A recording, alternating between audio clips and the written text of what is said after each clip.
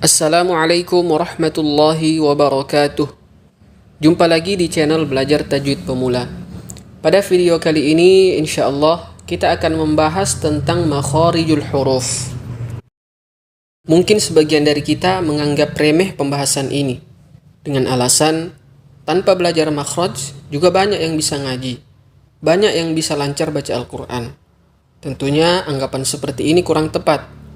Karena tanpa mempelajari makharijul huruf, kita akan kesulitan untuk mencapai tingkat kefasihan. Sekedar bisa baca Al-Quran, mungkin iya. Sekedar lancar baca Al-Quran, mungkin bisa. Tapi untuk memperoleh kefasihan, tidak semudah itu.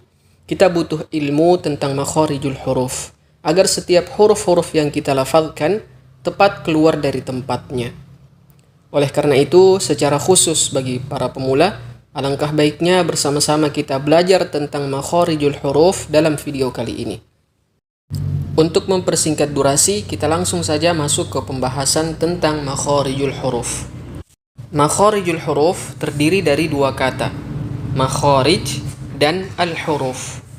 Makharij, kalau diartikan dalam bahasa Indonesia adalah tempat-tempat keluar, atau dalam bentuk tunggal, makhraj, sebagaimana yang sering kita dengarkan. Makhraj maknanya tempat keluar. Kalau makharij, tempat-tempat keluar. Sedangkan yang dimaksud dengan huruf adalah abjad Arab yang disuarakan melalui mulut. Jadi, makharijul huruf maknanya adalah tempat-tempat keluarnya huruf abjad Arab yang digunakan dalam bahasa Al-Quran, yang kita mengenalnya dengan huruf-huruf hijaiyah.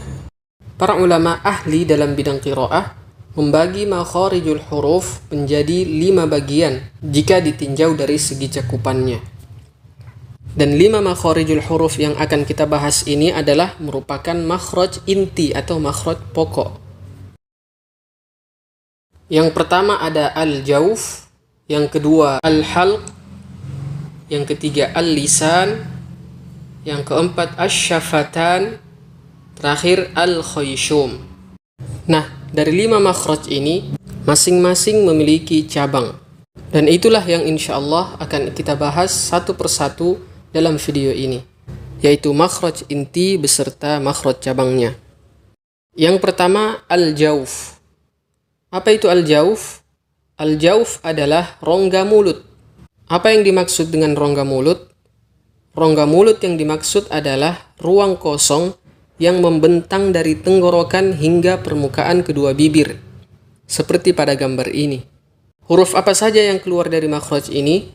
Huruf yang keluar dari makhraj ini ada 3, yaitu huruf-huruf mad. Alif yang didahului fathah, ba, ta, tha, atau waw sukun yang didahului dhammah, bu, tu, su, dan ya sukun yang didahului kasrah, bi, ti, si. Dari sini dapat kita simpulkan bahwa setiap suara yang memanjang disebabkan huruf-huruf mad, maka bisa kita pastikan suara tersebut keluar dari rongga mulut atau al-jauf. Sebagai contoh, ketika kita memanjangkan huruf ba, suara yang memanjang setelah huruf ba, tempat keluarnya adalah rongga mulut. Contoh lain, sa, ta.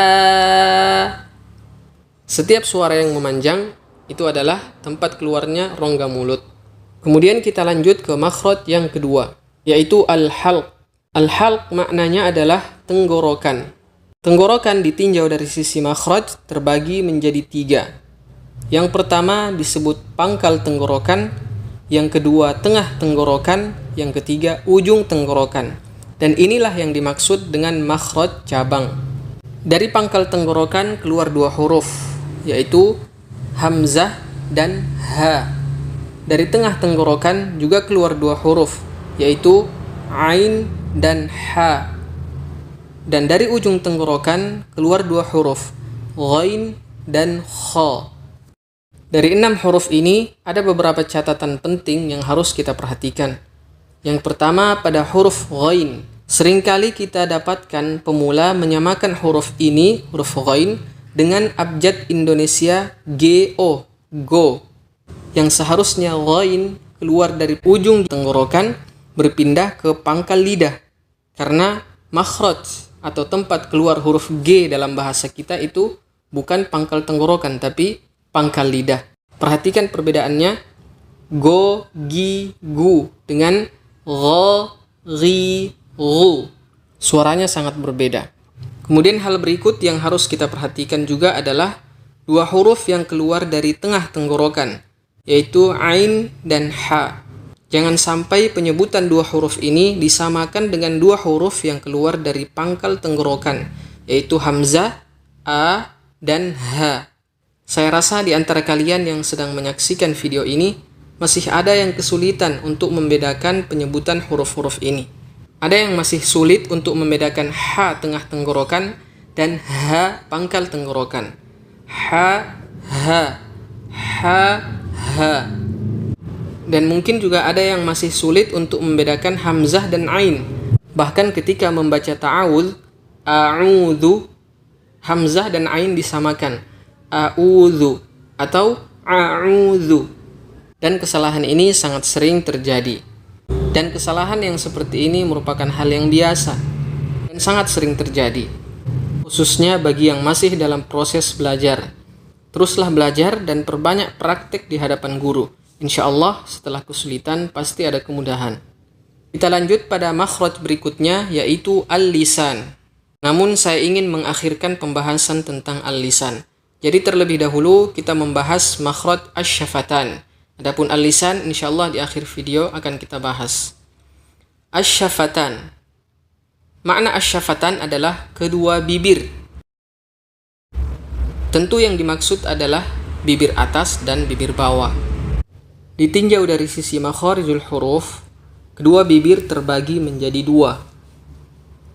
Yang pertama, bibir bawah dan ujung gigi seri atas bertemu. Dari sini keluar satu huruf, yaitu fa. Yang kedua, bibir atas dan bibir bawah bertemu. Dari sini keluar tiga huruf, ba, mim, dan waw. Untuk huruf waw, ada sedikit cara yang berbeda dari dua huruf lainnya, yaitu huruf waw tidak perlu sampai merapatkan antara bibir atas dan bibir bawah, sebagaimana yang kita lihat pada gambar ini. Wa, wi, wu. Kedua bibir tidak perlu dirapatkan. Kemudian makhraj berikutnya adalah al-khayshum. Al-khayshum adalah rongga hidung.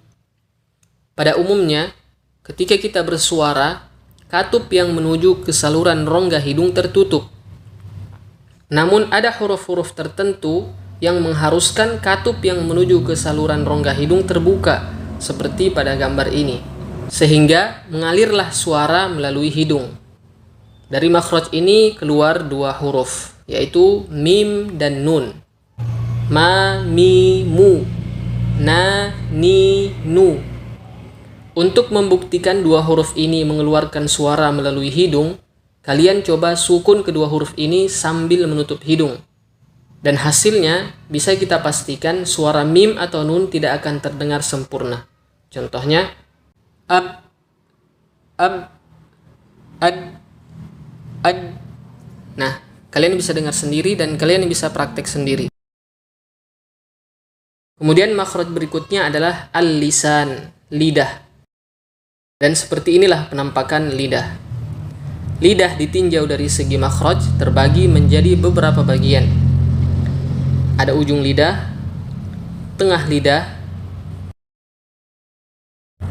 pangkal lidah, tepi lidah bagian belakang, boleh kiri atau kanan, tepi lidah bagian depan sampai ujung lidah. Dari setiap bagian-bagian ini ada huruf yang keluar. Dan perlu kita ketahui bahwa setiap bagian-bagian lidah yang kita sebutkan tadi harus memiliki landasan atau dalam bahasa lain tempat menempel. Nah, agar lebih jelas, insya Allah kita akan menjelaskan apa saja landasan atau tempat menempelnya bagian-bagian dari lidah tersebut dan huruf-huruf apa saja yang keluar darinya. Kita mulai dari pangkal lidah. Makhraj dari pangkal lidah terbagi menjadi dua. Dan inilah yang disebut dengan makhraj cabang juga. Yang pertama pangkal lidah menempel dengan langit-langit paling belakang.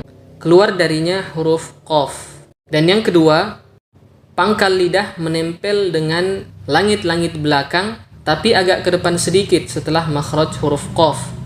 Dari sini keluar huruf kaf. Agar lebih jelas, coba kalian perhatikan posisi lidah pada gambar ini. Makhraj huruf qaf lebih dalam dari makhraj huruf kaf, sehingga harus menghasilkan suara yang berbeda dari kedua huruf.